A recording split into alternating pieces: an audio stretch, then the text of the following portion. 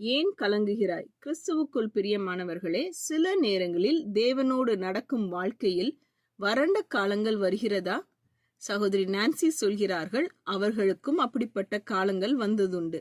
அப்படிப்பட்ட நேரங்களில் சங்கீதம் 42 அவர்களுக்கு மிகுந்த ஆறுதலாக இருந்ததாம். ஆவிக்குற வறட்சியின் நடுவில் இருந்த சங்கீதக்காரன் முன்பு தேவனுடைய சந்நிதியில் அனுபவித்த சந்தோஷத்தை நினைவு கூற ஆரம்பிக்கிறார். அவர் சொல்கிறார், முன்னே நான் பண்டிகையை ஆசரிக்கிற ஜனங்களோட கூட நடந்து கூட்டத்தின் களிப்பும் துதியுமான சத்தத்தோடே தேவாலயத்திற்கு போய் வருவேனே. இவைகளை நான் நினைக்கும் போது என் உள்ளம் எனக்குள்ளே உருகிறது. தன் உணர்ச்சிகள் எப்படி இருந்தாலும் விசுவாசத்தால் தேவனை ஆராதிக்க அவர் தீர்மானிக்கிறார்.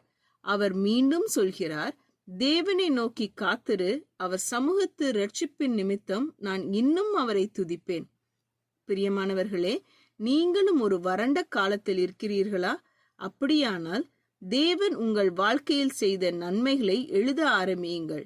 பிறகு உங்கள் உணர்ச்சிகள் எப்படி இருந்தாலும் அவரை ஆராதிக்க தீர்மானியுங்கள்.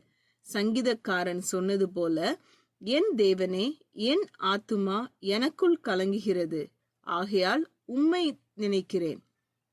ஜெபம் செய்வோம்.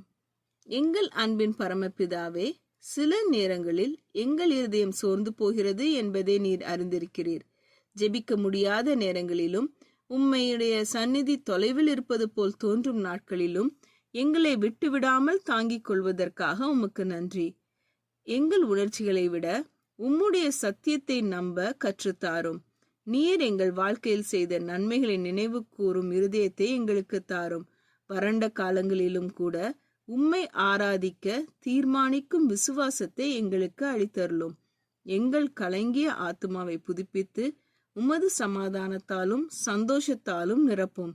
எங்கள் மனம் தளரும் போது உம்மை நினைக்கவும் உம்மில் நம்பிக்கை வைக்கவும் உதவி செய்யும். நாங்கள் இன்னும் உம்மை துதிப்போம் என்று சொல்லும் விசுவாசத்தை எங்களுக்கு தாரும். இயேசுவின் நாமத்தில் ஜெபிக்கிறோம் பரமபிதாவே, ஆமேன். இந்த மெசேஜ் 4 நவம்பர் 2024 நான்சி டிமோஸ் வோல்கபவுத் அவர்களின் இயேசுவை தேடி என்ற புரோகிராமிலிருந்து எடுக்கப்பட்டது. கர்த்தர் உங்களை ஆசீர்வதிப்பாராக.